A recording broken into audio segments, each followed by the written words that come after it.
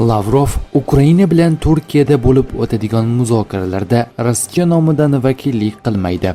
Kommersant nashri ma'lumotlariga ko'ra, Rossiya tashqi ishlar vaziri Turkiyadagi muzokaralarda ishtirok etmaydi.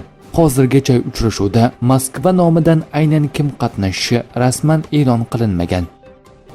AQSh Zelenskiyning NATO sammitiga taklif qilinishiga qarshi.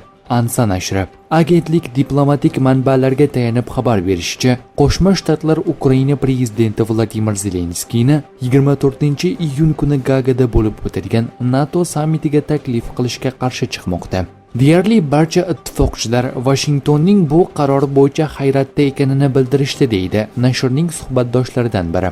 Shu bilan birga NATOga a'zo bo'lmagan 4 ta davlat Yaponiya, Janubiy Koreya, Avstraliya va Yangi Zelandiya sammitda ishtirok etish uchun taklifnoma olgan. Agentlikning yozishicha, Ukraina sammitda ishtirok etish masalasi hali yopilmagan. Bu mavzu Antaliyada bo'lib o'tadigan tashqi ishlar vazirlarining uchrashuvida ko'tarilishi mumkin. Bloomberg agentligiga ko'ra, Gagadagi NATO sammiti avvalgi uchrashuvlarga nisbatan qisqaroq bo'ladi va asosiy e'tibor mudofaa xarajatlarini oshirish hamda harbiy ishlab chiqarishni kengaytirish masalalariga qaratiladi. Ukraina masalasi esa diqqat markazida bo'lmaydi.